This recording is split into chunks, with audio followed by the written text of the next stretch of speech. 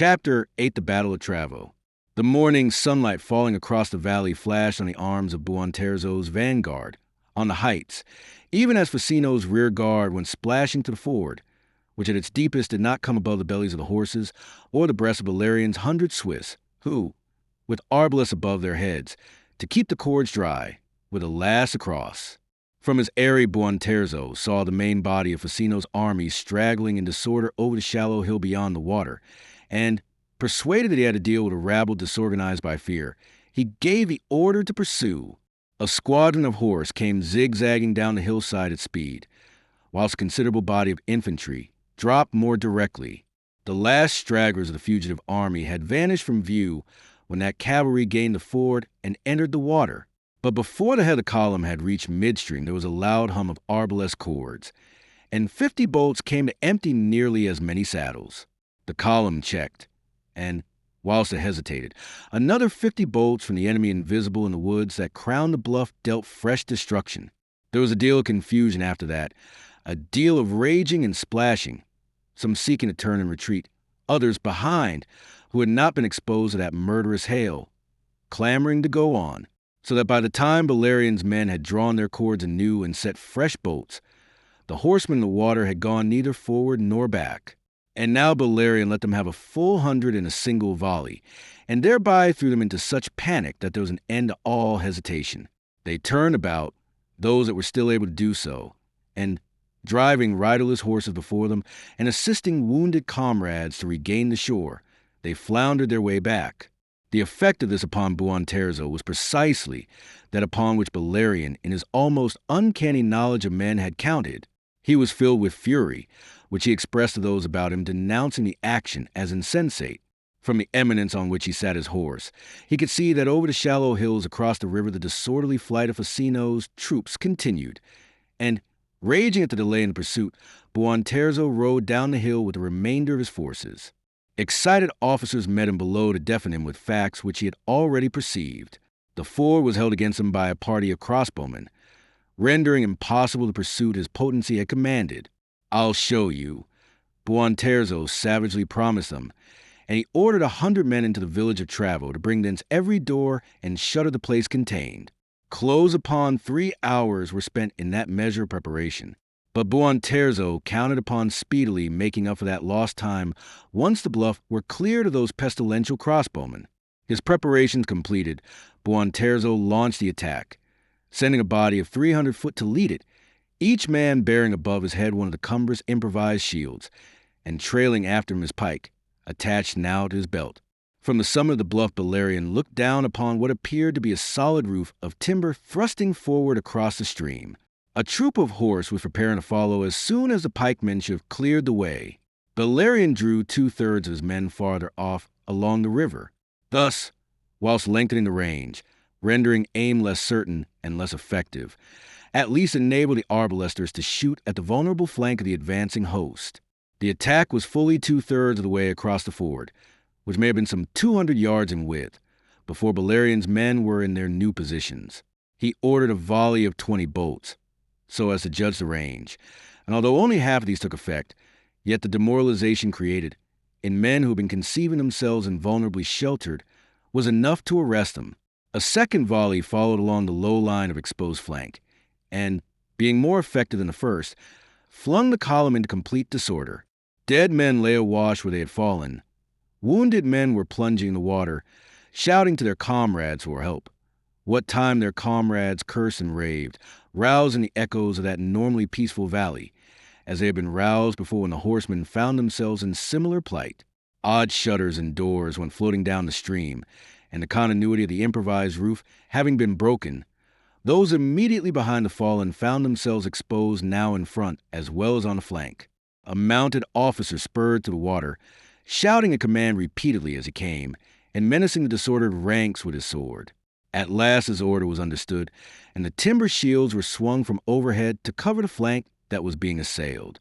That, thought Buonterzo, should checkmate the defenders of the ford, who with such foresight had shifted their position.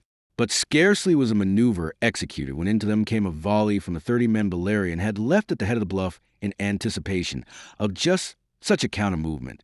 Because the range here was short, Not a bolt of that volley failed to take effect, and by the impression it created of the ubiquity of this invisible opponent, it completed the discomfiture of the assailants.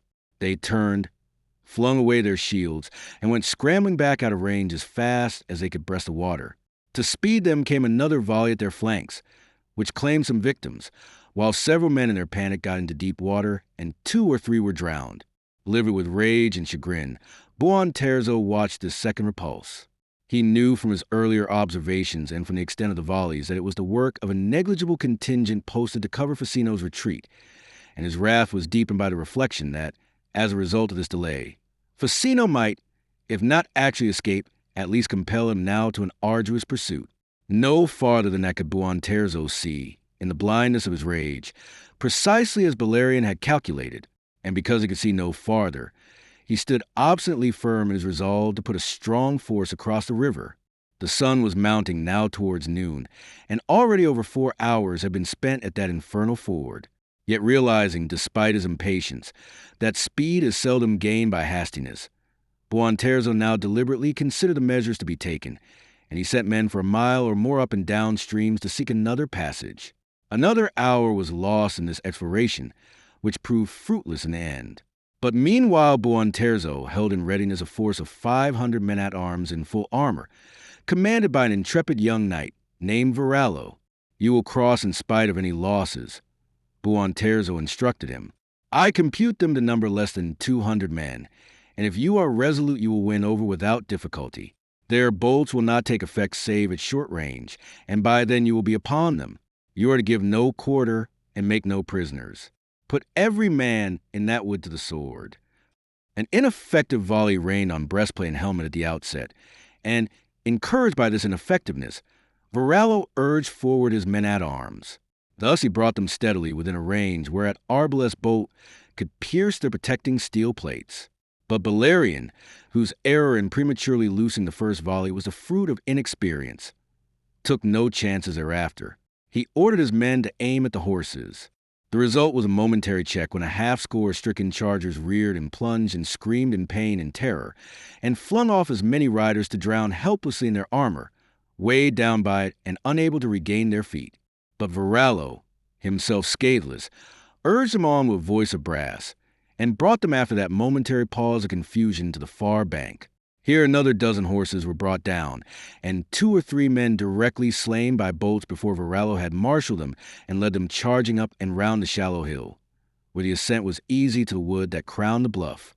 The whole of Buon Terzo's army straggling along the left bank of the river cheered them lustily on, and the dominant cry that rang out clearly and boldly was "No quarter!" That cry rang in the ears of Ficino Kane as he mounted the hilltop above and behind Buon Terzo's force. He had made such good speed, acting upon Bellarion's plan, that crossing at Rivigaro he had joined Carmignola, whom he met between there and Agazzano, and sweeping on round and up he had completed a circuit of some 12 miles in a bare 5 hours.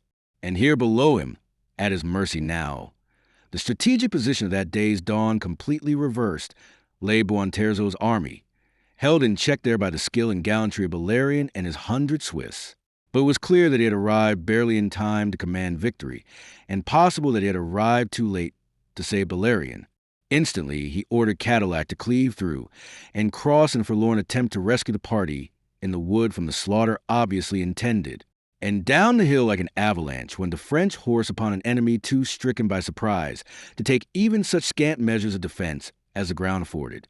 Over and through them went the Cadillac, riding down scores and hurling hundreds into the river.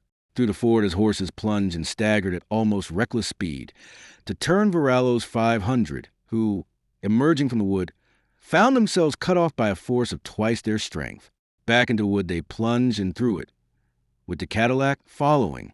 Out again beyond they rode, and down the slope to the plain at breakneck speed. For a mile and more the Cadillac pursued them. Then, bethinking him that after all his force amounted to 1/3 of Ficino's entire army, and that his presence might be required on the main scene of action, he turned his men and rode back. They came again by way of the wood, and along the main path running through it, they found nigh upon a score of Swiss dead, all deliberately butchered, and one who still lived despite his appalling wounds, whom they brought back with them. By the time they regained the ford, the famous Battle of Travo, as it is known to history, was all but over. The wide breach made in Buonterzo's ranks by the Cadillac's charge was never healed. Perceiving the danger that was upon them from Facino's main army, the two broken ends of that long line went off in opposite directions, one up the valley and the other down, and it must be confessed that Buonterzo, realizing the hopelessness of position in which he had been surprised, himself led the flight of the latter and more numerous part of his army. It may have been his hope to reach the open plains beyond River Garo and there reform his men and make a stand that should yet retrieve the fortunes of the day. But Facino himself, with his own condata of 1,200 men, took a converging line along the heights to head Buonterzo off at the proper moment. When he judged the moment to have arrived, Facino wheeled his long line and charged downhill upon men who were afforded in that narrow place no opportunity of assuming a proper formation. Buonterzo and some 200 horse, by desperate spurring, eluded the charge. The remainder, amounting to upwards of 1,000 men, were rolled over, broken, and hemmed about, so that finally they threw down their arms and surrendered before they were even summoned to do so. Meanwhile, Königshofen, with the third battle into which the army had been so swiftly divided, dealt similarly with the fugitives who had attempted to ascend the valley. 2,000 prisoners, 1,500 horses, 100 baggage carts well laden, a score of cannon besides some tons of armor and arms, was the booty that fell to Facino Cane at Travo. Of the prisoners, 500 Burgundian men-at-arms were taken into his own service. 1,000 others were stripped of arms, armor, and horses, whilst the remainder, among whom were many officers and knights of condition, were held for ransom.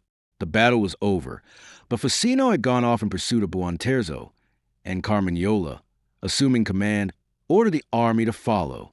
They came upon their leader towards evening between River Garo and Piacenza, where he had abandoned the pursuit, Buonterzo having crossed the river below the islands. Carmignola, flushed and exultant, gave him news of the completeness of the victory and the richness of the booty. And Bellarion, quoth Facino, his dark eyes grave, the Cadillac told of the bodies in the wood. Stoffel, with sorrow on his long, swarthy face, repeated the tale of the wounded Swiss who had since died. The fellow had reported that the men-at-arms who rode in amongst them shouting no quarter had spared no single life. There could be no doubt that Bellarion had perished with the rest. Facino's chin sank to his breast, and the lines deepened in his face. It was his victory, he said, slowly, sorrowfully. His was a mind that conceived the plan which turned disaster into success. His the gallantry and self-sacrifice that made the plan possible. He turned to Stoffel, who more than any other there had been Bellarion's friend. Take what men you need for the task, and go back to recover me his body. Bring it to Milan. The whole nation shall do honor to his ashes and his memory. Chapter 9 de Mortuis. There are men to whom death has brought a glory that would never have been theirs in life. An instance of that is afforded by the history of Bellarion at this stage.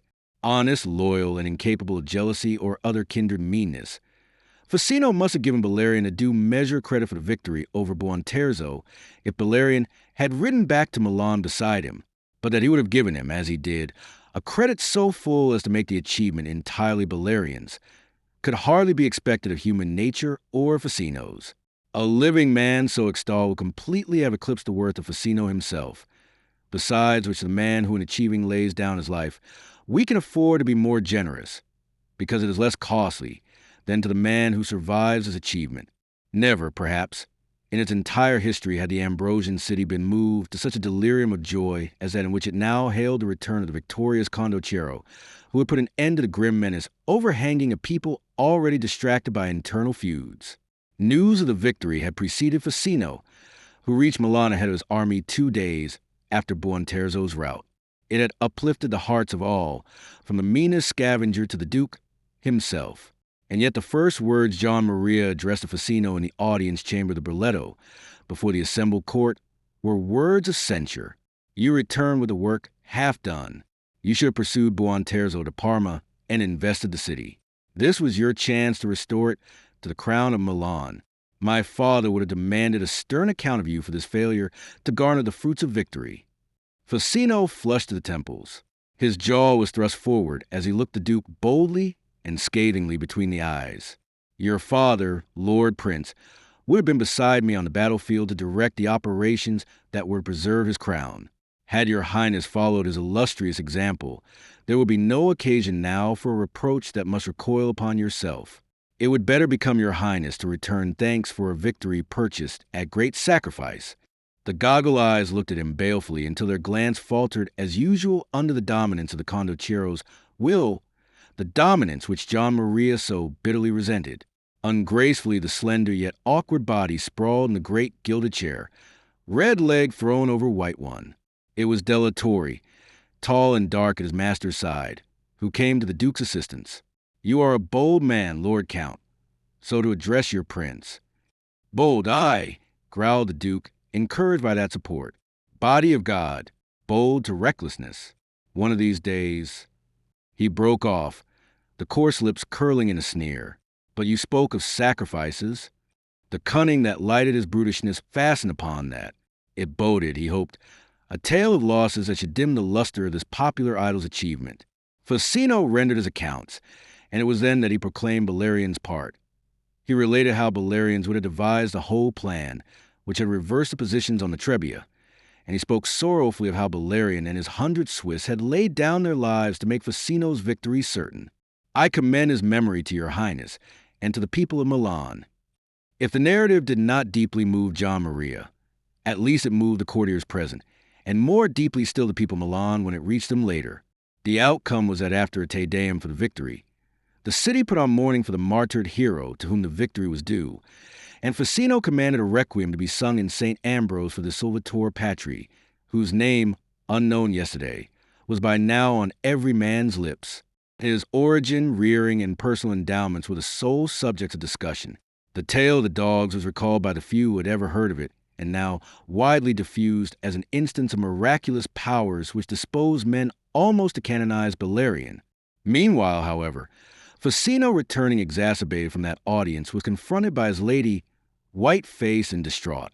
"You sent him to his death," was the furious accusation with which she greeted him. He checked a gasp both at the words and the tone. "I sent him to his death. You knew to what you exposed him when you sent him to hold that ford." "I did not send him. Himself he desired to go. Himself proposed it. A boy who did not know the risk he ran." The memory of the protest she had made against Bellarion's going rose suddenly invested with new meaning. Roughly, violently, he caught her by the wrist. His face suddenly inflamed was close to her own, the veins of his brow standing out like cords. "A boy, you say? Was that what you found him, lady?" Scared but defiant, she asked him, "What else?" "What else? Your concern suggests that you discovered he's a man. What was Bellarion to you?" For once he so terrified her that every sense but that of self-preservation abandoned her on the instant. "To me?" she faltered. "To me?" "Aye, to you. Answer me." There was death in his voice, and in the brutal, crushing grip upon her wrist. "What should he have been, Facino?" She was almost whimpering. "What lewdness are you dreaming?" "I am dreaming nothing, madam. I am asking." White-lipped, she answered him. "He was as a son to me." In her fright, she fell to weeping, yet could be glad of the ready tears that helped her play the part so suddenly assumed.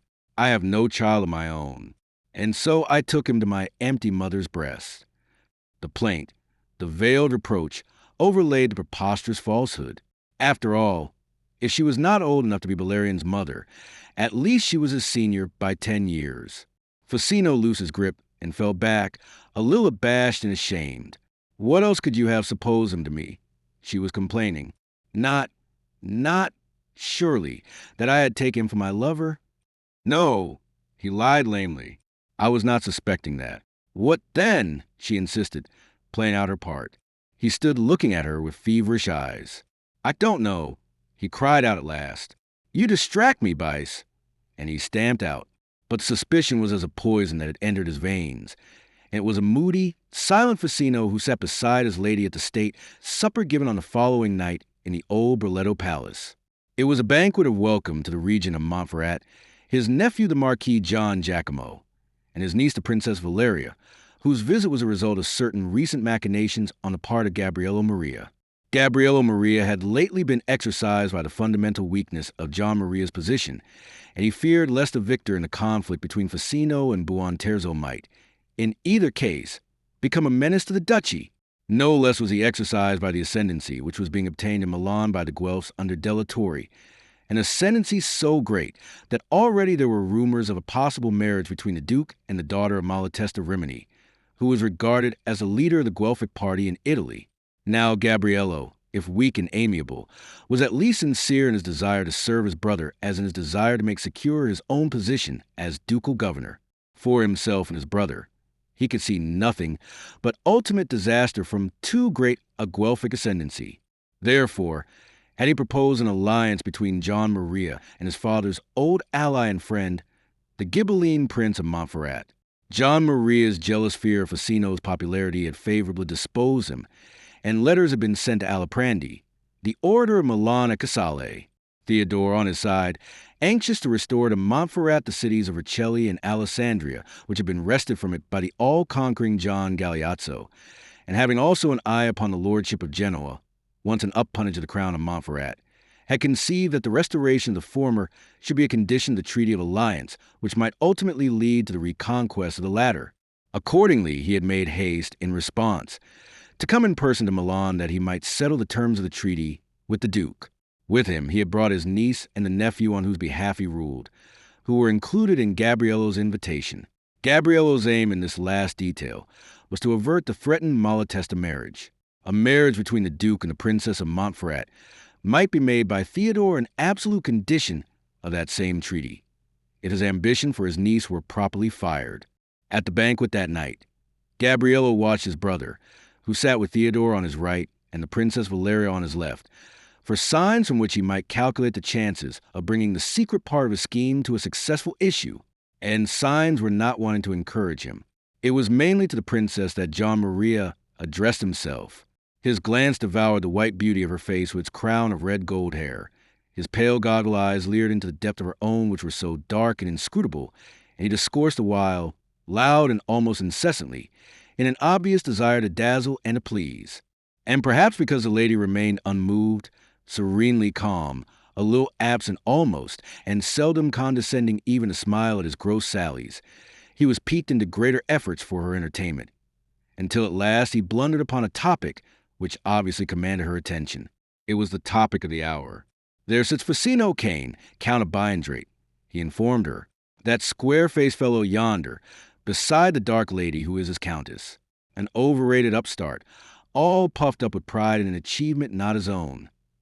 The phrase drew the attention of the Marquis Theodore. But if not his own, whose, then, the achievement, Highness? Why, a fledgling's, one whom he claims for his adoptive son. The adjective was stressed with sarcasm. A fellow named Bellarion. Bellarion, eh? The regent betrayed interest. So, too did the princess. For the first time she faced her odious host. Meanwhile, John Maria ran on, his loud voice audible even to Facino, as he no doubt intended. The truth is that by his rashness Facino was all but outfought, when this Bellarion showed him a trick by which he might turn the tables on Buonterzo. "A trick?" said she in an odd voice, and John Maria, overjoyed to have won at last her attention, related in detail the strategy by which Facino's victory had been snatched. A trick, as your Highness said, was her comment, not a deed of arms in which there was a cause for pride. John Maria stared at her in surprise, whilst Theodore laughed aloud. My niece is romantic. She reads the poets, and from them conceives of war as a joyous joust, or a game of chivalry, with equal chances in a straightforward encounter. Why, then, laughed the Duke, the tale should please you, Madonna, of how with 100 men this rascal held a fort against Buonterzo's army for as long as the trick's success demanded. He did that? She asked, incredulous. He did more. He laid down his life in doing it. He and his 100 were massacred in cold blood. That is why on Wednesday, at St. Ambrose, a requiem mass is to be sung for him who in the eyes of my people deserves a place in the calendar beside St. George. His aim in this high praise was less to bestow laurels upon Bellarion than to strip them from Facino, and I am not sure that the people are wrong. Vox populi, vox Dei. This Bellarion was oddly gifted, oddly guarded. In illustration of this, he passed on to relate that incident which had come to be known by then in Milan as the miracle of the dogs. He told the tale without any shame at the part he had played, without any apparent sense that to hunt human beings with hounds was other than a proper sport for a prince. As she listened, she was conscious only of horror of this monstrous boy, so that the flesh of her arm shrank under the touch of his short, broad jeweled paw, from which the fingernails had been all but entirely gnawed. Anon, however, in the solitude of the handsome chamber assigned to her, she came to recall and weigh the things the Duke had said. This Bellarion had laid down his life in the selfless service of adoptive father and country, like a hero and a martyr. She could understand that in one of whom her knowledge was what it was of Bellarion, as little as she could understand the miracle of the dogs. Chapter 10, The Knight Bellarion. That requiem mass at St. Ambrose's for the repose of the soul of Bellarion was never sung. And this because, whilst the bells were solemnly tolling in summons to the faithful, Messer Bellarion himself, very much in the flesh, and accompanied by Werner von Stoffel, who had been sent to recover his body, marched into the city of Milan by the Ticinese gate at the head of some 70 Swiss arbalesters, the survivors of his 100. There was some delay in admitting them, when that dusty company came in sight, swinging rhythmically along, in steel caps and metal-studded leather tunics. Crossbows shouldered, the officer of the gate assumed them to be one of the marauding bands which were continually harassing the city by their incursions. By the time that Bellarion had succeeded in persuading him of his identity, rumor had already sped before him with the amazing news. Hence, in a measure as he penetrated further into the city, the greater was his difficulty in advancing through the crowd which turned out to meet him and to make him acquainted with the fame to which his supposed death had hoisted him in the square before the cathedral. The crowd was so dense that he could hardly proceed at all. The bells had ceased, for news of his coming had reached St. Ambrose, and the intended service was naturally abandoned. This Bellarion deplored, for a sermon on his virtues would have afforded him an entertainment vouchsafed to few men. At last he gained the Burletto in the courtyard of the Arengo, which was thronged almost as densely as the square outside. Thronged, too, with the windows overlooking it, and in the lodge on the right Bellarion perceived the Duke himself, standing between the tall, black, saturnine Delatore and the scarlet Archbishop of Milan, and beside the Archbishop, the Countess Beatrice, a noble lady sheathed in white samite with black hair fitting as close and regularly to her pale face as a cap of ebony. She was leaning forward, one hand upon the parapet, the other waving a scarf in greeting. Bellarion savored the moment critically, like an epicure in life's phenomena. Fra Serafino rightly described the event as one of those many friendly contrivings of fortune, as a result of which he came ultimately to be known as Bellarion the Fortunate. Similarly, he savored the moment when he stood before the Duke and his assembled court in the great frescoed chamber known as the Hall of Galeazzo, named after that son of Matteo Visconti, who was born ad Cantagalli. Facino himself had fetched him thither from the court of the Arengo, and he stood now dusty and travel-stained, in steel cap and leather tunic, still leaning upon the 8-foot halberd which had served him as a staff.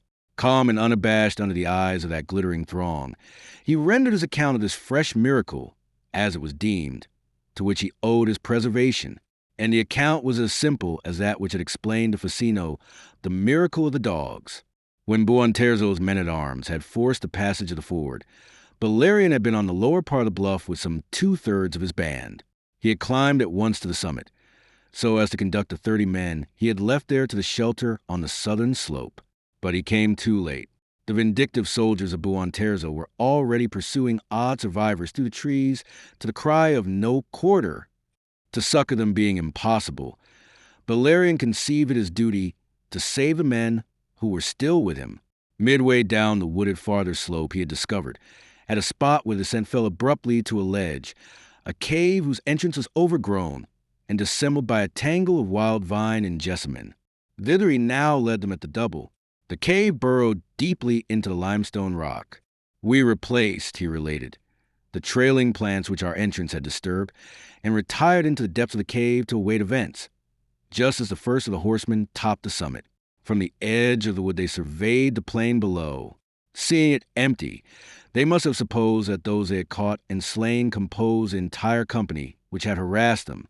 They turned and rode back, only to return again almost at once, their force enormously increased, as it seemed to us who could judge only by sounds.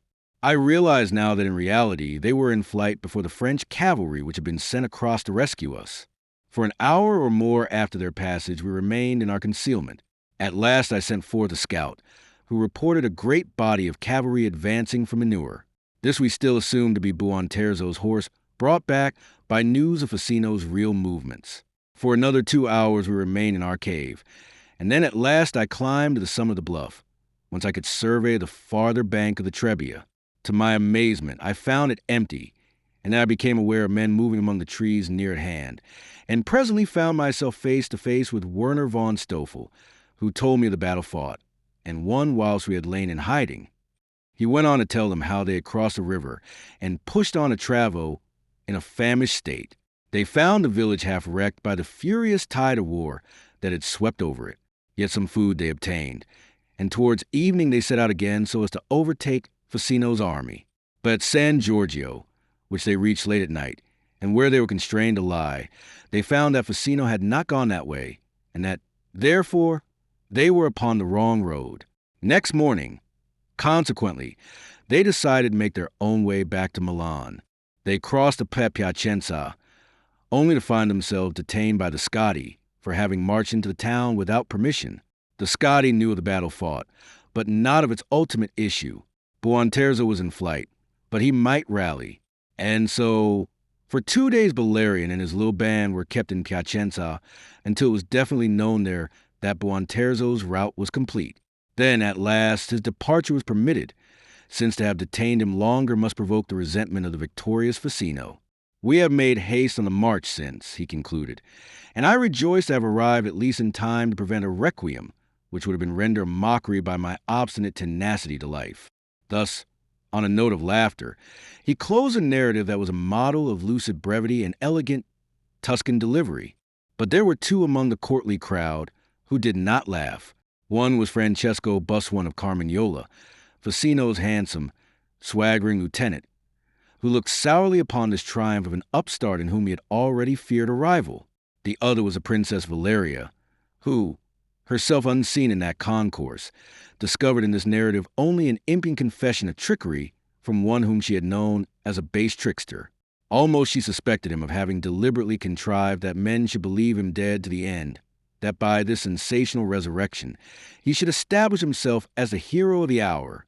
Gabriello Maria, elegant and debonair, came to shake him by the hand, and after Gabriello came the Duke with Delatorre, to praise him almost fawningly as the victor of Travo. That title, Lord Duke, belongs to none but my Lord Facino. Modesty, sir, said Delatorre, is a garment that becomes a hero. If my Lord Facino did not wear it, sir, you could not lie under your present error. He must have magnified to his own cost my little achievement, but they would not have him elude their flattery, and when at last they had done with him, he was constrained to run the gauntlet of the sycophantic court, which must fawn upon a man whom the Duke approved. And here, to his surprise, he found the Marquis Theodore, who used him very civilly and with no least allusion to their past association. At last Bellarion escaped, and sought the apartments of Facino. There he found the Countess alone. She rose from her seat in the loggia when he entered, and came towards him so light and eagerly that she seemed almost to drift across the floor. Bellarion! There was a flush on her usually pale cheeks, a glitter in her bright, slanting eyes, and she came holding out both hands in welcome. Bellarion! She cried again, and her voice throbbed like the plucked chords of a lute. Instantly he grew uneasy. Madonna! He bowed stiffly, took one of her proffered hands, and bore it formally to his lips. To command, Bellarion! This time that melodious voice was pitched reproachfully. She seized him by his leather-clad arms, and held him so, confronting him. Do you know that I have mourned you dead? That I thought my heart would break? That my own life seemed to have gone out with yours? Yet all that you can say to me now, in such an hour as this, so cold and formally, is the command. Of what are you made, Bellarion, and of what are you made, Madonna? Roughly, almost, he disengaged himself from her grip. He was very angry, and anger was a rare emotion in his cold, calculating nature. Oh, God, is there no loyalty in all this world? Below, there was the Duke to nauseate me with flattery, which was no more than base disloyalty to my lord. I escaped from it to meet here a disloyalty which wounds me infinitely more. She had fallen back a little, and momentarily turned aside. Suddenly she faced him again, breathless and very white. Her long, narrow eyes seemed to grow longer and narrower. Her expression was not nice. "Why? What are you assuming?" There was now no music in her voice. It was harshly metallic. "Has soldiering made you fatuous by chance?" She laughed unpleasantly, as upon a sudden scorn-provoking revelation. I see. You thought that You thought. Why, you fool. You poor, vain fool. Shall I tell Facino what you thought, and how you have dared to insult me with it?" He stood bewildered, aghast, and indignant. He sought to recall her exact expressions.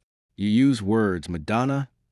He was beginning hotly when suddenly he checked, and when he resumed, the indignation had all gone out of him. "What you have said is very just. I am a fool, of course. You will give me leave." He made to go, but she had not yet done with him. "I use words, you say. What words? What words that could warrant your assumptions? I said that I had mourned you. It is true, as a mother might have mourned you. But you could think." She swung past him, towards the open loggia. "Go, sir. Go wait elsewhere for my lord." He departed without another word. Not indeed to await Facino, whom he did not see again until the morrow, a day which for him was very full. Betimes he was sought by the Lord Gabriello Maria, who came at the request of the Commune of Milan to conduct him to the Ragin Palace, there to receive the thanks of the representatives of the people. "I desire no thanks, and I deserve none." His manner was almost sullen. "You'll receive them none the less." To disregard the invitation were ungracious. And so the Lord Gabriello carried off Bellarion, the son of nobody, to the homage of the city. In the communal palace, he listened to a recital by the president of his shining virtues and still more shining services. In token of their appreciation, of which the fathers of the Ambrosian city announced that they had voted him the handsome sum of 10,000 gold florins. In other words, they had divided between himself and Facino the sum they had been intending to award the latter for delivering the city from the menace of Buonterzo. After that, and in compliance with the request of the council, the rather bewildered Bellarion was conducted by his noble escort to receive the accolade of knighthood. Empanopled for ceremony in the suit of black armor, which had been Boucicault's gift to him, he was conducted into the court of the Arengo, where John Maria in red and white, attended by the nobility of Milan, awaited him. But it was Facino, very grave and solemn, who claimed the right to bestow the accolade upon one who had so signally and loyally served him as an esquire. And when Bellarion rose from his knees, it was the Countess of Biandrate, at her husband's bidding, who came and buckled the gold spurs to the heels of the new knight. For arms, when invited to choose a device, he announced that he would adopt a variant of Facino's own, a dog's head argent on a field azure. At the conclusion, a herald proclaimed a joust to be held in the castle of Portagiove on the morrow, when the knight Bellarion would be given opportunity of proving publicly how well he deserved the honor to which he had acceded. It was a prospect which he did not relish. He knew himself without skill at arms, in which he had served only an elementary apprenticeship during those days at Abbiategrasso. Nor did it increase his courage that Carmagnola should come swaggering towards him, his florid countenance wreathed in smiles of simulated friendliness, to claim for the morrow the honor of running a course and breaking a lance with his new brother knight. He smiled, nevertheless, as falsely as Carmagnola himself. "You honor me, Ser Francesco. I will do my endeavor." He noted the gleam in Carmagnola's eyes, and went, so soon as he was free, in quest of Stoffel, with whom his friendship had ripened during their journey from Travo. "Tell me, Werner, have you ever seen Carmagnola in the tilt yard?" "Once, a year ago, in the castle of Portagiove." "Ha! A great hulking bull of a man. You describe him. He charges like a bull.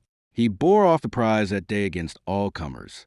The lord of Jean Tra had his thigh broken by him." So, said Bellarion, very thoughtful. "It's my neck he means to break tomorrow." I read it in his smile. "A swaggerer," said Stoffel. "He'll take a heavy fall one day. Unfortunately, that day is not tomorrow. Are you to ride against him then?" There was concern in Stoffel's voice. "So he believes. But I don't. I have a feeling that tomorrow I shall not be in case to ride against anyone. I have a fever coming on, the result of hardships suffered on the way from Travo. Nature will compel me, I suspect, to keep my bed tomorrow." Stoffel considered him with grave eyes. "Are you afraid? What else? And you confess it? It asks courage, which shows that whilst afraid, I am not a coward. Life is full of paradox, I find." Stoffel laughed. "No need to protest your courage to me. I remember Travo. There I had a chance to succeed. Here I have none. And who accepts such odds is not a brave man, but a fool. I don't like broken bones, and still less a broken reputation. I mean to keep what I've won against a day when I may need it. Reputation, Stoffel, is a delicate bubble, easily pricked. To be unhorsed in the lists is no proper fate for a hero. You're a calculating rogue. That is the difference between me and Carmignola, who is just a superior man-at-arms. Each to his trade, Werner, and mine isn't the tilt-yard, however many knighthoods they bestow on me, which is why tomorrow I shall have the fever." This resolve, however, went near to shipwreck that same evening. In the hall of Galeazzo, the Duke gave audience, which was to be followed by a banquet. Bidden to this came the new knight Bellarion, trailing a splendid houppelande of sapphire velvet edged with miniver that was caught about his waist by a girdle of hammered silver. He had dressed himself with studied care in the azure and argent of his new blazon. His tunic, displayed at the breast, where the houppelande fell carelessly open, and at the arms which protruded to the elbow from the wide short sleeves of his upper garment, was of cloth of silver, whilst his hose was in broad vertical stripes of alternating blue and white. Even his thick black hair was held in a caul of fine silver thread that was studded with sapphires. Imposingly tall, his youthful lankness dissembled by his dress, he drew the eyes of the court as he advanced to pay homage to the Duke. Thereafter he was held a while in friendly talk by Delatorre and the Archbishop. It was in escaping at last from these that he found himself suddenly looking into the solemn eyes of the Princess Valeria, of whose presence in Milan this was his first intimation. She stood a little apart from the main throng under the fretted minstrel's gallery, at the end of the long hall, with the handsome Monna Dionera for only companion. Startled, he turned first red, then white under the shock of that unexpected encounter. He had a feeling, under those inscrutable eyes, of being detected, stripped of his fine trappings and audacious carriage, and discovered for an upstart impostor, the son of nobody, impudently ruffling it among the great. Thus an instant, then, recovering his poise, he went forward with leisurely dignity to make his bow, in which there was nothing rustic. She colored slightly. Her eyes kindled, and she drew back as if to depart. A single interjectory word escaped her. Audacious. "Lady, I thank you for the word. It shall supply the motto I still lack, audax," remembering that audis is fortuna juvat. She had not been a woman had she not answered him. "Fortune has favored you already. You prosper, sir. By God's grace, Madonna. God has less to do with it, I think, than your own arts." "My arts." He questioned not the word, but the meaning she applied to it. "Such arts as Judas used. You should study the end he made." On that she would have gone, but the sharpness of his tone arrested her. "Madonna, if ever I practiced those arts, it was in your service, and a reproach is a poor requital." "In my service?" Her eyes momentarily blazed. "Was it in my service that you came to spy upon me and betray me? Was it in my service that you murdered Enzo Spigno?" She smiled with terrible bitterness. "I have, you see, no illusions left of the service that you did me. No illusions." His voice was wistful. She reasoned much as he had feared that she would reason. "Lord God, you are filled with illusions, the result of inference. And I warned you, Madonna, that inference is not your strength. You poor buffoon, will you pretend that you did not murder Spigno?" "Of course I did." The admission amazed her where she had expected denial. "You confess it? You dare to confess it, so that in future you may assert with knowledge what you have not hesitated to assert upon mere suspicion. Shall I inform you of the reason at the same time? I killed Count Spigno because he was a spy sent by your uncle to betray you, so that your brother's ruin might be accomplished." "Spigno!" she cried in so loud a voice of indignation that her lady clutched her arm to impose caution. "You say that of Spigno? He was the truest, bravest friend I ever knew, and his murder shall be atoned if there is a justice in heaven. It is enough. Not yet, Madonna. Consider only that one circumstance which intrigued the Podesta Casale, that at dead of night, when all Barbaresco's household was asleep, only Count Spigno and I were afoot and fully dressed. Into what tale does that fit besides the lie I told the Podesta? Shall I tell you? Shall I listen to one who confesses himself a liar and murderer? Alas, both, in the service of an ungracious lady. But hear now the truth. Briefly and swiftly he told it. I am to believe that, she asked him in sheer scorn. I am to be so false to the memory of one who served me well and faithfully as to credit this tale of his baseness upon no better word than yours? Why, it is a tale which, even if true, must brand you for a beast. This man, whatever he may have been, was moved to rescue you, you say, from certain doom, and all the return you made him for that act of charity was to stab him. He wrung his hands in despair. Oh, the perversity of your reasoning. But account me a beast, if you will, for the deed. Yet admit that the intention was selfless. Judge the result. I killed Count Spigno to make you safe, and safe it has made you. If I had other aims, if I were an agent to destroy you, why did I not speak out in the Podesta escort? Because your unsupported word would hardly have sufficed to doom persons of our condition, which again is precisely why I killed Count Spigno. Because if he had lived, he would have supported it. Is it becoming clear? Clear? Shall I tell you what is clear? That you killed Spigno in self-defense when he discovered you for the Judas that you were. Oh, believe me, it is very clear. To make it so, there are your lies to me. Your assertion that you were a poor, nameless scholar who had imposed himself upon the Marquis Theodore by the pretense of being Facino Cain's son. A pretense, you said it was. You'll deny that now. Some of his assurance left him. No, I don't deny it. You'll tell me, perhaps, that you deceived the Lord Facino himself with that pretense? And now, without waiting for an answer, she demolished him with the batteries of her contempt. In so great a pretender, even that were possible, you pretended to lay down your life at Travo. Yet behold you resurrected to garner the harvest which that trick has earned you.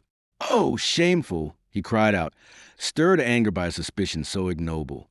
Are you not rewarded and knighted for the stir that was made by the rumor of your death? You are to give proof of your knightly worth in the list tomorrow. It will be interesting. On that she left him standing there, with wounds in his soul that would take long to heal. When at last he swung away, a keen eye observed the pallor of his face and the loss of assurance from his carriage. The eye of Facino's lady who approached him on her lord's arm. You are pale, Bellarion, she commented in pure malice, having watched his long entertainment with the Princess of Montferrat. Indeed, Madonna, I am none so well. Not ailing, Bellarion? There was some concern in Facino's tone and glance. And then the rogue saw his opportunity and took it. It will be nothing. He passed a hand across his brow. The excitement following upon the strain of these last days. You should be Abed, boy. It is what I tell myself. He allowed Facino to persuade him, and quietly departed. His sudden illness was rumored later at the banquet, when his place remained vacant, and consequently there was little surprise when it was known on the morrow that a fever prevented him from bearing his part in the justs at Porta Giovia, by the doctor who ministered to him. He sent a message to Carmignola of deepest and courtliest regret that he was not permitted to rise and break a lance with him. Chapter 11, The Siege of Alessandria. Gabriello Maria Visconti's plans for the restoration of Ghibelline authorities suffered shipwreck, as was to be expected in a council mainly composed of Guelphs. The weapon placed in their hands by Gabriello Maria for his own defeat was the Marquis Theodore's demand, as the price of his alliance, that he should be supported in the attempt to recover Genoa to Montferrat. Della Torre laughed the proposal to scorn, and thereby incurred resentment of the King of France. He developed that argument so speciously that not even Facino, who was present, suspected that it did not contain the true reason of Della Torre's opposition. In hiring a French contingent to strengthen the army which he had led against Buonterzo, Facino had shown the uses that could be made of Boucicault. What Facino had done Della Torre could do, nominally on the Duke's behalf. He could hire lances from Boucicault to set against Facino himself when the need for this arose. Possibly, ventured Gabriello, The surrender of Vercelli and certain other guarantees would suffice to bring Montferrat into alliance, but Della Torre desired no such alliance. Surrender Vercelli. We have surrendered too much already. It is time we sought alliances that will restore to Milan some of the fiefs of which he has been robbed. And where? Facino quietly asked him, will you find such allies? Della Torre hesitated. He knew as well as any man that policies may be wrecked by premature disclosure. If his cherished scheme of alliance with Malatesta Rimini were suspected, Facino, forewarned, would arm himself to frustrate it. He lowered his glance. I am not prepared to say where they may be found, but I am prepared to say that they are not to be found in Theodore of Montferrat at the price demanded by that prince. Gabriello Maria was left to make what excuses he could to the Marquis Theodore, and the Marquis Theodore received them in no pleasant manner. He deemed himself slighted and said so, hinting darkly that Milan counted enemies enough already, without wantonly seeking to add to them. Thus in dudgeon, he returned to Montferrat. Della Torre's patient reticence was very shortly justified. In the early days of June came an urgent and pitiful appeal from the Duke's brother, Filippo Maria, Count of Pavia, for assistance against the Vignati of Lodi, who were ravaging his territories and had seized the city of Alessandria. The Duke was in his closet with Della Torre and Lanate when that letter reached him. He scowled and frowned and grunted over the parchment a while, then tossed it to Della Torre. A plague on him that wrote it. Can you read the scrawl, Antonio? Della Torre took it up. It is from your brother, Highness, the Lord Filippo Maria. That skin of lard. John Maria was contemptuous. If he remembers my existence, he must be in need of something. Della Torre gravely read the letter aloud. The prince guffawed once or twice over a piteous phrase, meanwhile toying with the head of a great mastiff that lay stretched at his feet. He guffawed more heartily than ever at the end, the malice of his nature finding amusement in the calamities of his brother. His obesity of Pavia is disturbed at last. Let the slothful hog exert himself, and sweat away some of his monstrous bulk. Do not laugh yet, my lord. Della Torre's lean, crafty, swarthy face was grave. I have ever warned you against the ambition of Vignate, and that it would not be satisfied with the reconquest of Lodi. He is in arms, not so much against your brother as against the house of Ascani. God's bones. Goggle-eyed, the Duke stared at his adviser. Then to vent unreasoning fury he rose and caught the dog a vicious kick, which drove it yelping from him. By hell, am I to go in arms against Vignate? Is that your counsel? No less. And this campaign against Buonterzo scarcely ended. Am I to have nothing but wars and feuds and strife to distract my days? Am I to spend all in quelling brigandage? By the passion, I'd as soon be Duke of Hell as reign in Milan. In that case, said Della Torre, do nothing and the rest may follow. Devil take you, Antonio. He caught up a hawk lure from the table and set himself to strip it as he talked, scattering the feathers about the room. Curb him, you say? Curb this damned thief of Lodi? How am I to curb him? The French lances are gone back to Boucicault. The parsimonious fathers of this miserly city were in haste to dismiss them. They think of nothing but ducats. May their souls perish. They think more of ducats than of their duke. Inconsequently, peevishly, he ranted on, reducing the hawk lure to rags a while, and showing the crafty Della Torre his opportunity. Vignate, he said at last, when the Duke ceased, can be in no great strength when all is reckoned. Facino's own condata should fully suffice to whip him out of Alessandria and back to Lodi. John Maria moved restlessly about the room. What if it should not? What if Facino should be broken by Vignate? What then? Vignate will be at the gates of Milan. He might be if we could not prepare for the eventuality. With a sudden curious eagerness, John Maria glared at his mentor. Can we? In God's name, can we? If we could... He checked, but the sudden glow of hate and evil hope in his prominent pale eyes showed how he was rising to the bait. Della Torre judged the moment opportune. We can, he answered firmly. How, man? How? In alliance with Malatesta, your highness would be strong enough to defy all comers. Malatesta... The Duke leapt as if stung, but instantly he curbed himself. The loose embryonic features tightened, reflecting the concentration of the embryonic wicked mind within. Malatesta, eh? His tone was musing.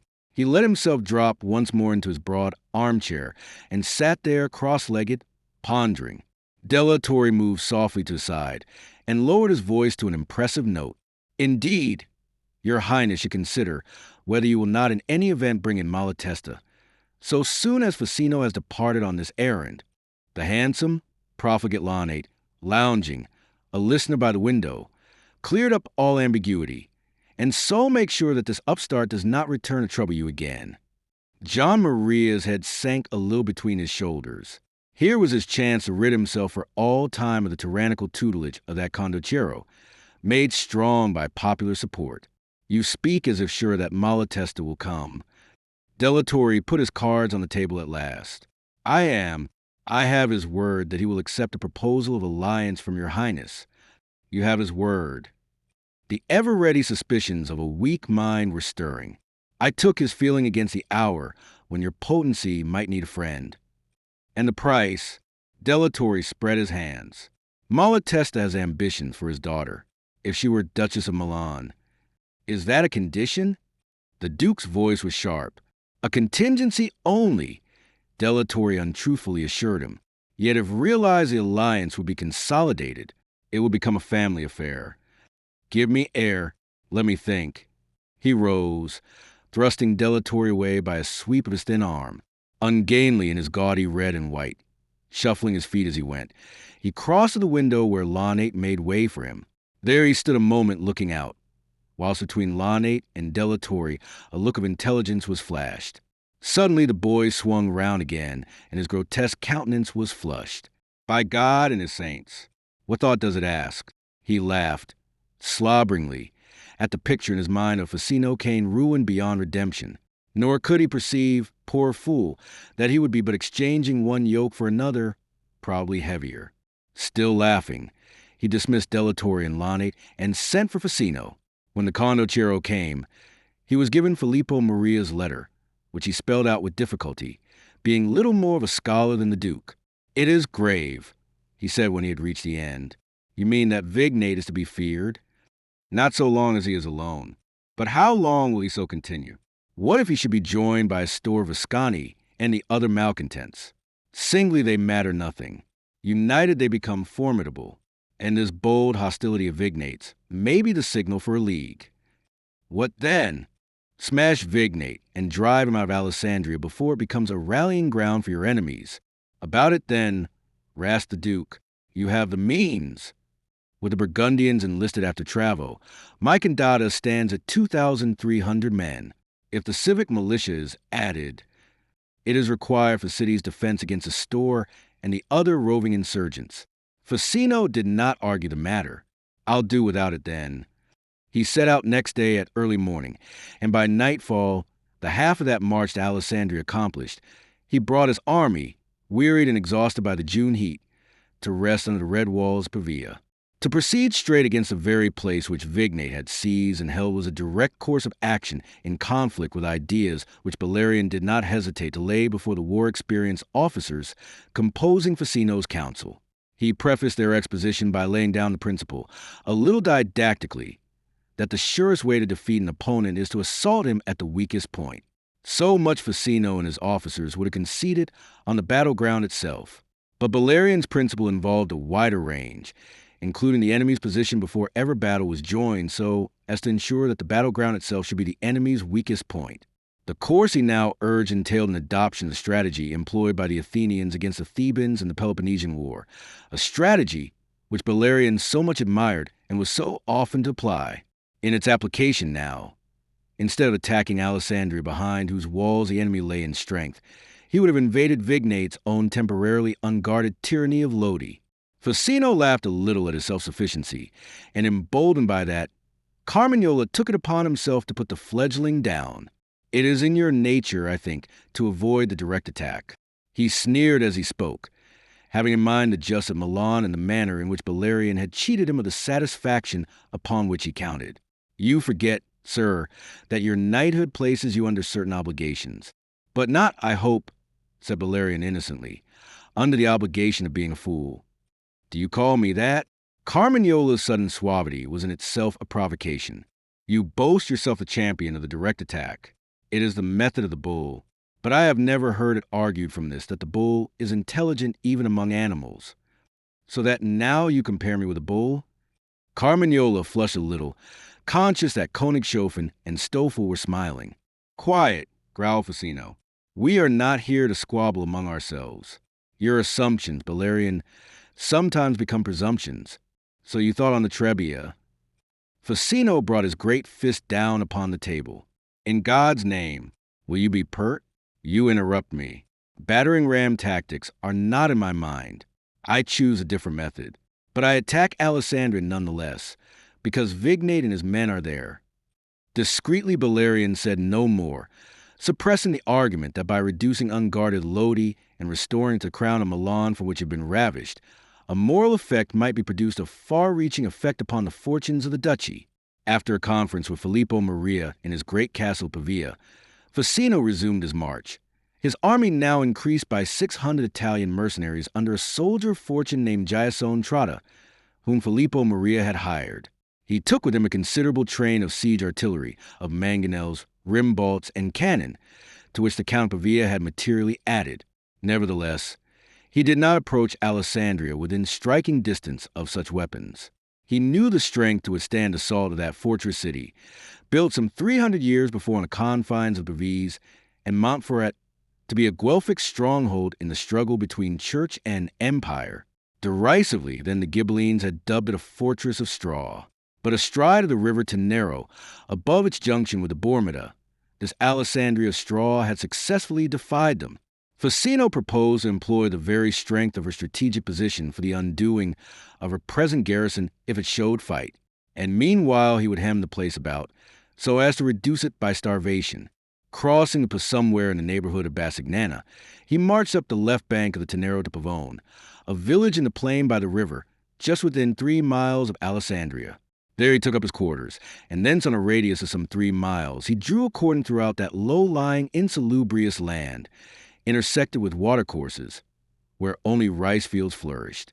This cordon crossed the 2 rivers just above their junction, swept thence to Marengo, recrossing the Bormida, ran to Allar in the south and on to Casabigliano in the west, just beyond which it crossed the Tenero again, and by way of San Michele in the north, went on to complete the circle at Pavone. So swift had been the movement that the first intimation to the Alessandrians that they were besieged was from those who, issuing from the city on the morrow, were stopped at the lines and ordered to return. From information obtained from these, in many cases under threat of torture, it became clear that the populous city was indifferently victualled and unequal, therefore, to a protracted resistance. And this was confirmed during the first week by the desperate efforts made by Vignate, who was raging like a trapped wolf in Alessandria. For times he attempted to break out in force, but within the outer circle and close to the city so as to keep it under observation, Facino had drawn a ring of scouts, whose warning in each case enabled him to concentrate promptly at the point assailed. The advantage lay with Facino in these engagements, since the cavalry upon which Vignate chiefly depended found it impossible to operate successfully in those swampy plains. Over ground into which the horses sank to their fetlocks at every stride, a cavalry charge was a Britum fulmen. Horses were piked by Königshofen's foot, and formations smashed and hurled back by an enemy upon whom their impact was no more than a spent blow. If they escaped, it was because Facino would make no prisoners. He would not willingly relieve Alessandria of a single mouth that would help to eat up its power of endurance. For the same reason, he enjoined it upon his officers that they should be as sparing as possible of life. That is to say, of human life, said Bellarion, raising his voice in council for the first time since last rebuked. They looked at him, not understanding. What other life is in question? Asked Carmignola. There are the horses. If allowed to survive, they may be eaten in the last extremity. They acted upon that reminder when Vignate made his next sally. Facino did not wait as hitherto to receive the charge upon his pikes, but raked the enemy ranks, during their leisurely advance and again during their subsequent retreat with low-aimed arbalest bolts which slew only horses. Whether Vignate perceived the reason, or whether he came to realize that the ground was not suitable for cavalry, his fourth sally, to the north in the direction of San Michele, was made on foot. He had some 2,000 men in his following, and had they been lightly armed and properly led, it is probable that they would have broken through, for the opposing force was materially less. But Vignate, unaccustomed to handling infantry, committed the error of the French at Agincourt. He employed dismounted men-at-arms in all the panoply in which normally they rode to battle. Their fate was similar to that of the French on that earlier occasion. Toiling over clammy ground in their heavy armor, their advance became leaden-footed, and by the time they reached Ficino's lines, they were exhausted men easily repulsed, and as glad as they were surprised to escape death or capture. After that failure, 3 representatives of the commune of Alessandria, accompanied by one of Vignate's captains, presented themselves at Ficino's quarters in the house of the curate of Pavone, temporarily appropriated by the condottiero. They were ushered into a plain yellow washroom, bare of all decoration save that of a crudely painted wooden crucifix which hung upon the wall above a straight-backed wooden settle. An oblong table of common pine stood before the settle, a writing pulpit, also of pine, placed under one of the 2 windows by which the place was lighted, and 4 rough stools and a shallow armchair completed the furniture. The only gentle touch about that harsh interior was supplied by the sweet-smelling lemon verbena and rosemary mingled in the fresh rushes, with which the floor was copiously strewn to dissemble its earthen nudity. Carmagnola, showily dressed as usual in blue and crimson, with marvelously variegated hose and a jewel caul confining his flaxen hair, had appropriated the armchair, and his gorgeous presence seemed to fill the place. Stoffel, Königshofen, Giasone Trotta, and Vougeois, who commanded the Burgundians, occupied the stools and afforded him a sober background. Bellarion leaned upon the edge of the settle, where Ficino sat alone, square-faced and stern, whilst the envoys invited him to offer terms for the surrender of the city. The Lord Count of Pavia, he told them, does not desire to mulct too heavily those of his Alessandrian subjects who have remained loyal. He realizes a constraint of which they may have been the victims, and he will rest content with a payment of 50,000 florins to indemnify him for the expenses of this expedition. The envoys breathed more freely, but Ficino had not yet done. For myself, I shall require another 50,000 florins for distribution among my followers, to ransom the city from pillage. The envoys were aghast. 100,000 gold florins, cried one. My lord, it will... He raised his hand for silence. That as regards the commune of Alessandria. Now, as concerns the Lord Vignate, who has so rashly ventured upon this aggression, he is allowed until noon tomorrow to march out of Alessandria with his entire following, but leaving behind all arms, armor, horses, bullocks, and war material of whatsoever kind. Further, he will enter into a bond for 100,000 florins, to be paid either by himself personally or by the commune of Lodi to the Lord Count of Pavia's city of Alessandria, to indemnify the latter for the damages sustained by this occupation. And my lord Vignate will further submit to the occupation of the city of Lodi by an army of not more than 2,000 men, who will be housed and fed and salaried at the city of Lodi's charges until the indemnity is paid, with the further condition that if payment is not made within 1 month, the occupying army shall take it by putting the city to sack. The officer sent by Vignate, a stiff, black-bearded fellow named Corsana, flushed indignantly. These terms are very harsh, he complained. Salutary, my friend. Ficino corrected him. They are intended to show the Lord Vignate that brigandage is not always ultimately profitable. You think he will agree? The man's air was truculent. The 3 counselors looked scared. Ficino smiled grimly. If he has an alternative, let him take advantage of it. But let him understand that the offer of these terms is for 24 hours only. After that I shall not let him off so lightly. Lightly, cried Corsano in anger, and would have added more, but that Ficino cropped the intention. You have leave to go. Thus, royally, Ficino dismissed them. They did not return within the 24 hours, nor as day followed day did Vignate make any further sign. Time began to hang heavily on the hands of besiegers, and Ficino's irritation grew daily, particularly when an attack of the gout came to imprison him in the cheerless house of the curate of Pavone. One evening a fortnight after the parley, and nearly a month after the commencement of the siege, as Ficino sat at supper with his officers, all save Stoffel, who was posted at Castelbugliano, the condottiero, who was growing impatient of small things, inveighed against the quality of the food. It was Giasone Trotta, to whose riders fell the task of provisioning the army, who answered him, "Faith, if the siege endures much longer, it is we who will be starved by it. My men have almost cleaned up the countryside for a good 10 miles in every direction." It was a jocular exaggeration, but it provoked an explosion from Facino. God confound me if I understand how they hold out. With 2,000 ravenous soldiers in the place, a week should have brought them to starvation. Königshofen thoughtfully stroked his square red beard. "It's colossally mysterious," said he. "Mysterious, aye. That's what plagues me. They must be fed from outside. That is quite impossible." Carmagnola was emphatic. As Facino's lieutenant, it fell to his duty to see that the cordon was properly maintained. Yet, what is the alternative? Wondered Bellarion. Unless they're eating one another? Carmagnola's blue eyes flashed upon him almost malevolently for this further reflection upon his vigilance. "You set me riddles," he said disdainfully. "And you're not good at riddles, Francesco," drawled Bellarion, meeting malice with malice. "I should have remembered it." Carmagnola heaved himself up. "Now, by the bones of God, what do you mean?"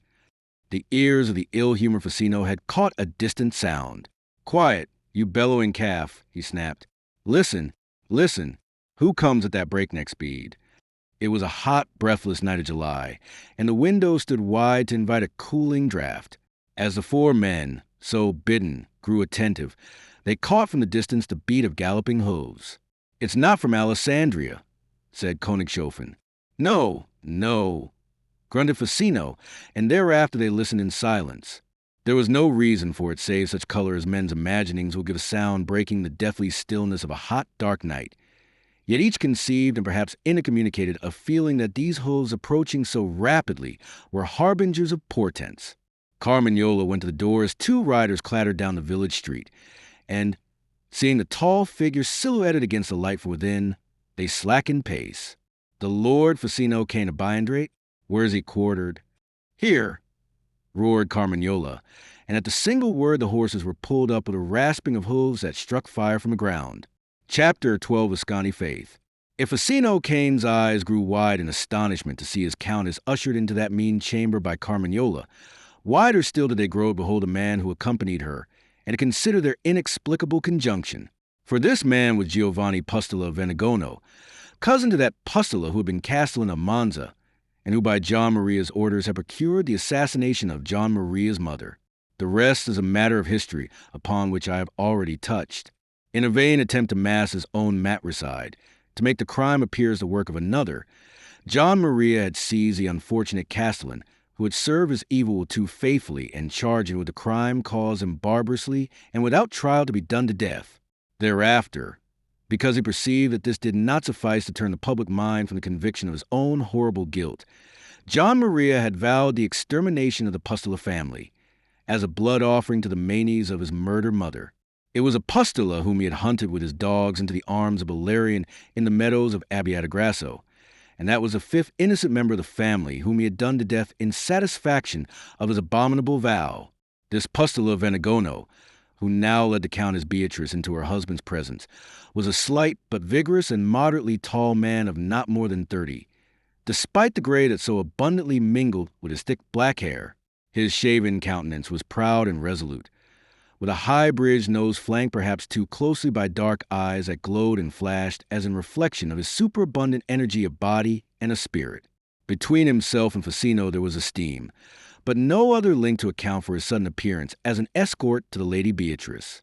From the settle which he occupied, his ailing legs stretched upon it.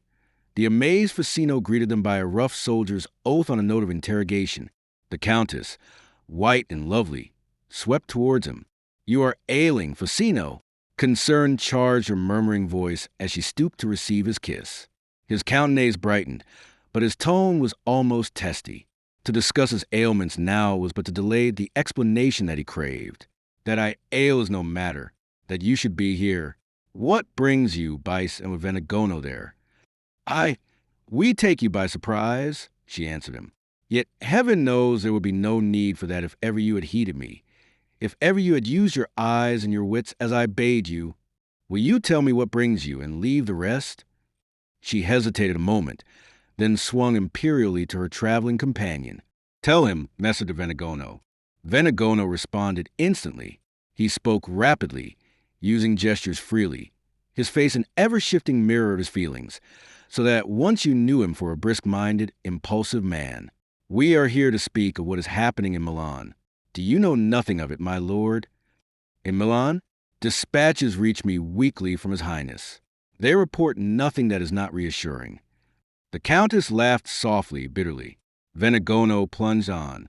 Is it reassuring to you that the Malatesta of Rimini, Pandolfo, and his brother Carlo are there with an army 5,000 strong? Facino was genuinely startled. They are moving against Milan? Again the Countess laughed, and this time Venegono laughed with her. Against it? And he launched his thunderbolt. They are there at the express invitation of the Duke. Without pausing for breath, he completed the tale. On the 2nd of the month, the Lady Antonia Malatesta was married to Duke John Maria, and her father has been created governor of Milan. A dead silence followed, broken at last by Facino. The thing was utterly incredible. He refused to believe it, and said so with an oath. My lord, I tell you of things that I have witnessed, Venegono insisted. Witnessed? Have you been in Milan? You! Venegono's features twisted into a crooked smile. After all, there are still enough staunch Ghibellines in Milan to afford me shelter. I take my precautions, Lord Count, but I do not run from danger. No Pustula ever did, which is why this hellhound duke has made so many victims. Appalled, Facino looked at him from under heavy brows. Then his lady spoke, a faint smile of bitter derision on her pale face. You'll understand now why I am here, Facino. You'll see that it was no longer safe in Milan for Facino's wife, the wife of the man whose ruin is determined and to be purchased by the Duke at all costs, even at the cost of putting his neck under Malatesta's heel. Facino's mind, however, was still entirely absorbed by the main issue. But Gabriello, he cried. Gabriello, my lord, said Venegono promptly, is as much a victim, and has been taken as fully by surprise, as you and every Ghibelline in Milan. It is all the work of Delatorre. To what end he strives, only himself and Satan know. Perhaps he will lead John Maria to destruction in the end. It may be his way of resuming the old struggle for supremacy between Visconti and Torriani. Anyhow, his is the guiding brain. But did that weak bastard Gabriello never raise a hand? Gabriello, my lord, has gone to earth for his own safety's sake in the castle of Porta Giovia. There Malatesta is besieging him, and the city has been converted into an armed camp laboring to reduce its own citadel. That monster John Maria has set a price upon the head of the brother, who has so often shielded him from the just wrath of the commune and the people. There is a price, too, upon the heads of his cousins Antonio and Francesco Visconti, who are with Gabriello in the fortress, together with many other Ghibellines, among whom my own cousin Giovanni Pustula. Lord, he ended passionately, if the great Galeazzo could but come to life again, to see the filthy shambles his horrible son has made of the great realm he built. Silence followed. Facino, his head lowered, his brows knitted, was drawing a geometrical figure on the table with the point of a knife. Presently, while so engaged, he spoke, slowly, sorrowfully. I am the last of all those condottieri, who were John Galeazzo's brothers-in-arms. The last of those who helped him build up the great state, which his degenerate son daily dishonors. His faithless, treacherous nature drove the others away from him one by one, each taking some part of his dominions to make an independent state for himself. I alone have remained, loyally to serve and support his tottering throne, making war upon my brother condottiere in his defense, suffering for him and from him, for the sake of his great father who was my friend, for the sake of the trust which his father left me when he died. And now I have my wages. I am sent to restore Alessandria to the pestilential hands of these false Visconti from which it had been wrested, and whilst I am about this errand, my place is usurped by the greatest Guelph in Italy, and measures are taken to prevent my ever returning. His voice almost broke. There was a long-drawn sigh from the Countess. There is no need to tell you more, she murmured. You begin to open your eyes and to see for yourself at last. And then Venegono was speaking. I come to you, Facino, in the name of all the Ghibellines of Milan, who look to you as to their natural leader, who trust you and have no hope saving you. Before this Guelphic outrage, they cringe in terror of the doom that creeps upon them. Already Milan is a city of blood and horror. You are our party's only hope, Milan's only hope in this dreadful hour." Facino buried the knife blade deep in the table with sudden violence, and left it quivering there. He raised at last his eyes. They were blood-injected, and the whole expression of his face had changed.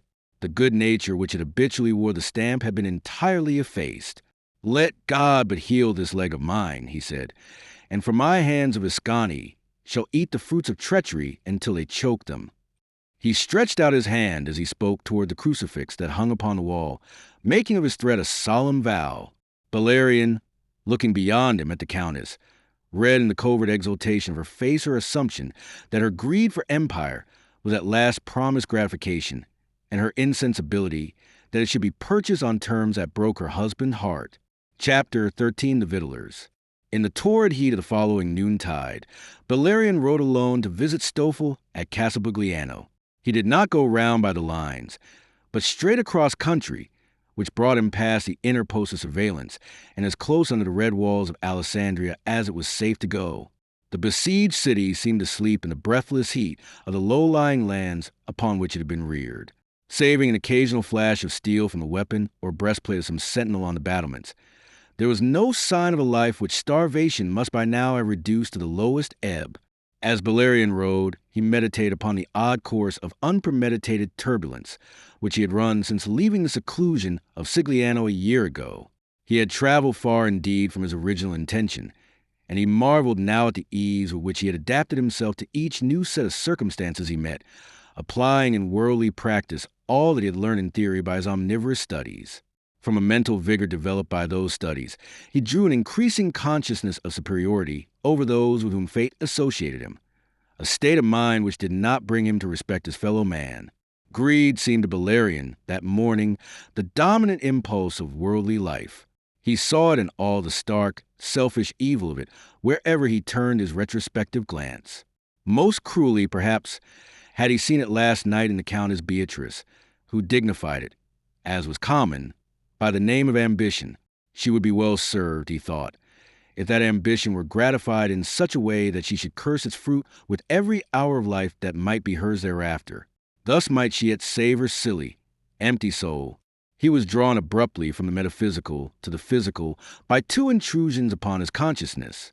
The first was a spent arbalest bolt, which struck the crupper of his horse and made it bound forward, a reminder to Bellarion that he had all but got within range of those red walls. The second was a bright object gleaming a yard or two ahead of him along the track he followed. The whole of Facino's army might have passed that way, seeing in that bright object a horseshoe and nothing more. But Bellarion's mind was of a different order. He read quite fluently in that iron shoe that it was cast in the hind hoof of a mule within the last 24 hours.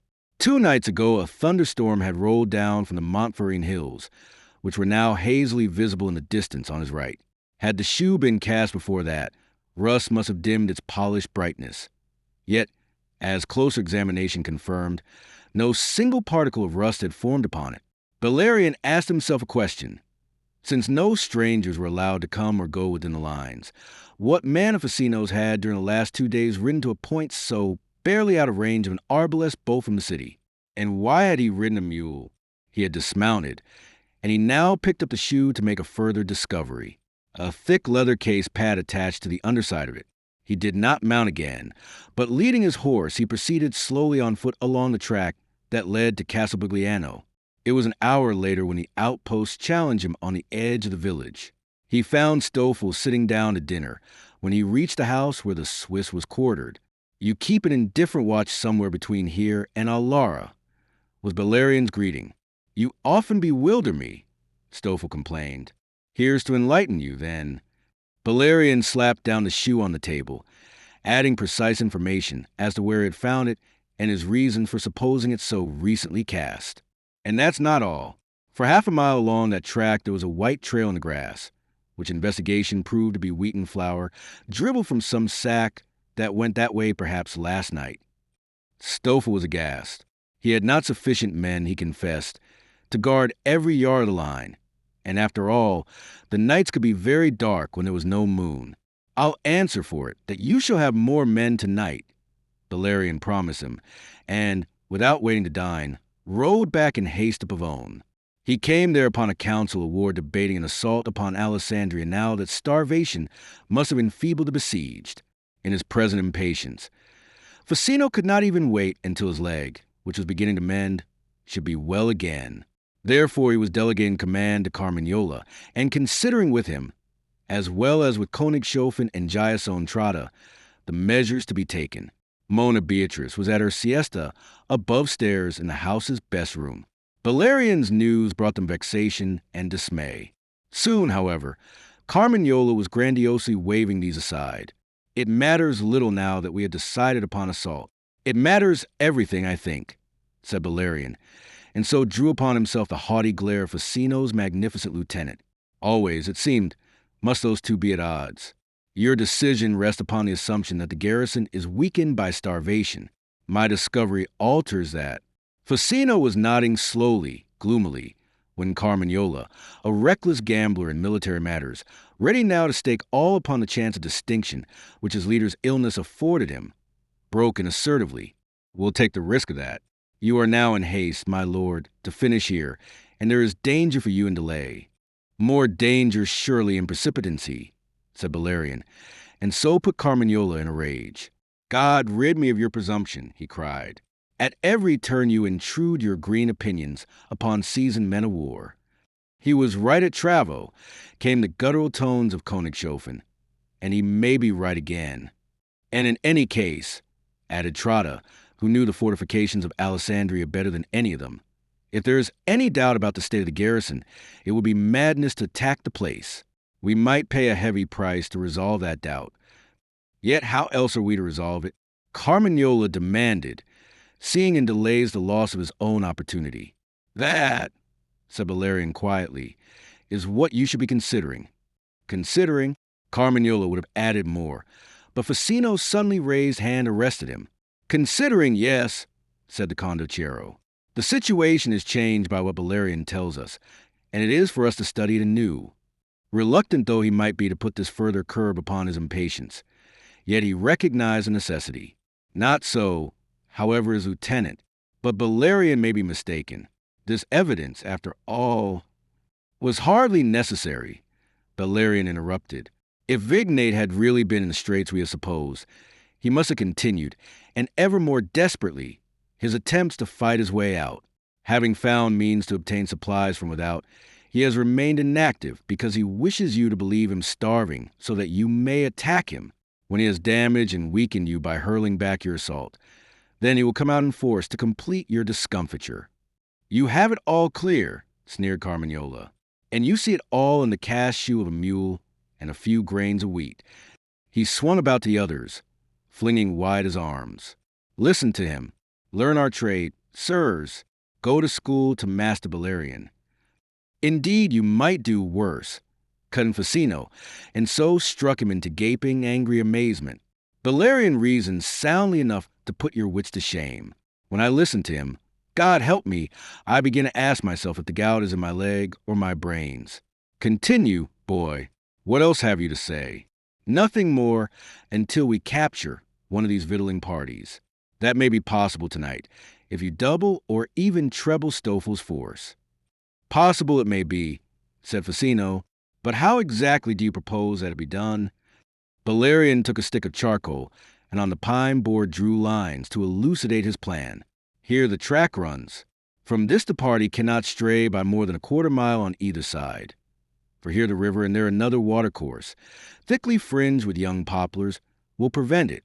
I would post the men in an unbroken double line, along an arc drawn across this quarter mile from watercourse to watercourse. At some point of that arc the party must strike it, as fish strike a net. When that happens, the two ends of the arc will swing inwards until they meet, thus completely enclosing their prey against the chance of any single man escaping to give the alarm. Facino nodded, smiling through his gloom. Does anyone suggest a better way? After a pause, it was Carmignola who spoke. That plan should answer as well as any other. Though he yielded, vanity would not permit him to do so graciously. If you approve it, my lord, I will see the necessary measures taken. But Facino pursed his lips in doubt. I think, he said after a moment's pause, that Bellarion might be given charge of the affair. He has it all so clear. Thus it fell out that before evening Bellarion was back again in Stofel's quarters. To Castelbigliano also were moved after night had fallen 200 Germans from Königshofen's command at Alara. Not until then did Bellarion cast that wide human arc of his athwart the track exactly midway between Castelbigliano and Alessandria, from the Tenero on the one side to the lesser watercourse on the other.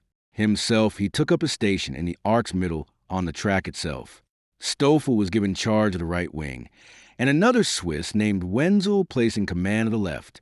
The darkness deepened as the night advanced. Again a thunderstorm was descending from the hills of Montferrat, and the clouds blotted out the stars until the hot gloom wrapped them about like black velvet.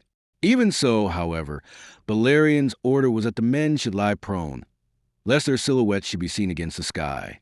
Thus in utter silence they waited through the breathless hours that were laden by a storm which would not break. Midnight came and went, and Bellarion's hopes were beginning to sink, when at last a rhythmical sound grew faintly audible, the soft beat of padded hooves upon the yielding turf. Scarcely had they made out the sound when the mule train, advancing in almost ghostly fashion, was upon them. The leader of the victualling party, who, knowing himself well within the ordinary lines, had for some time now been accounting himself secure, was startled to find his way suddenly barred by a human wall which appeared to rise out of the ground. He seized the bridle of his mule in a firmer grip and swung the beast about even as he yelled an order. There was a sudden stampede, cries and imprecations in the dark, and the train was racing back through the night, presently to find its progress barred by a line of pikes. This way, and that the victuallers flung in their desperate endeavors to escape. But relentlessly and in utter silence the net closed about them.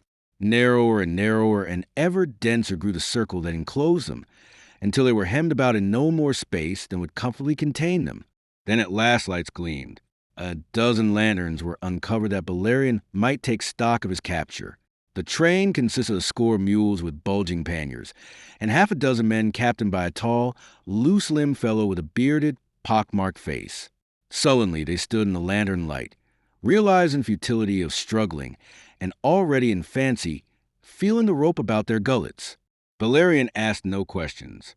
To Stoffel, who had approached him as the ring closed, he issued his orders briefly.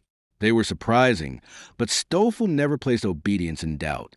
100 men under Wenzel to remain in charge of the mules at the spot where they had been captured until Bellarion should make known his further wishes. 20 men to escort the muleteers, disarmed and pinioned, back to Castelbigliano. The others to be dismissed to their usual quarters. A half-hour later in the kitchen of the peasant house on the outskirts of Castelbigliano, where Stoffel had taken up his temporary residence, Bellarion and the captured leader faced each other. The prisoner, his wrists pinioned behind him, stood between two Swiss pikemen, whilst Bellarion, holding a candle level with his face, scanned those pallid, pock-marked features which seemed vaguely familiar. "We've met before, I think." Bellarion broke off. It was the beard that had made an obstacle for his memory. "You are that false friar who journeyed with me to Casale, that brigand named Lorenzaccio de Trino." The beady eyes blinked in terror. "I don't deny it, but I was your friend then, and but for that blundering peasant." "Quiet," he was curtly bidden. Bellarion set down the candle on the table, which was of oak, rough-hewn and ponderous as a refectory board, and himself sat down in the armchair that stood by its head. Fearfully Lorenzaccio considered him, taking stock of the richness of his apparel and the air of authority by which the timid convent nursling of a year ago was now invested. His fears withheld him from any philosophical reflections upon the mutability of human life. Suddenly Bellarion's bold dark eyes were upon him, and the brigand shuddered despite the stifling heat of the night. "You know what awaits you?" "I know the risks I ran, but—" "A rope, my friend. I tell you so as to dispel any fond doubt." The man reeled a little, his knees sagging under him. The guards steadied him. Watching him, Bellarion seemed almost to smile. Then he took his chin in his hand, and for a long moment there was silence save for the prisoner's raucous, agitated breathing. At last Bellarion spoke again, very slowly, painfully slowly to the listening man, since he discerned his fate to be wrapped up in Bellarion's words. "You claim that once you stood my friend. Whether you would, indeed, have stood my friend to the end, I do not know. Circumstances parted us prematurely, but before that happened, you had stolen all that I had. Still, it is possible you would have repaid me had the chance been yours. I would, the wretched man protested. By the Mother of God, I would. I am so foolish as to permit myself to believe you, and you'll remember that your life hangs upon my belief. You were the instrument chosen by fate to shape my course for me, and there is on my part a desire to stand your friend. God reward you for that. God. Quiet. You interrupt me. First, I shall require proof of your goodwill. Proof. Lorenzaccio was confused. What proof can I give? You can answer my questions clearly and truthfully. That will be proof enough. But at the first sign of prevarication, there will be worse than death for you, as certainly as there will be death at the end. Be open with me now, and you shall have your life and presently your freedom. The questions followed, and the answers came too promptly to leave Bellarion any suspicion of invention. He tested them by cross-questions, and was left satisfied that from fear of death and hope of life Lorenzaccio answered truthfully throughout.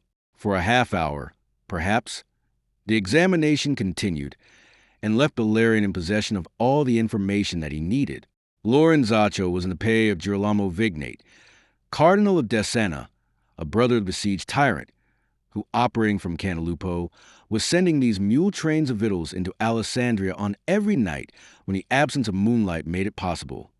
The mules were left in the city to be eaten together with their loads, and the men made their way back on foot from the city gates. The only one ever permitted to enter was Lorenzaccio himself, who invariably returned upon the morrow in possession of the password to gain him admission on the next occasion. He had crossed the lines, he confessed, more than a dozen times in the last 3 weeks. Further, Bellarion elicited from him a minute description of the Cardinal of Desena, of Giovanni Vignate of Lodi, and of the principal persons usually found in attendance upon him, of the topography of Alessandria, and of much else besides. Many of his answers Bellarion took down in writing,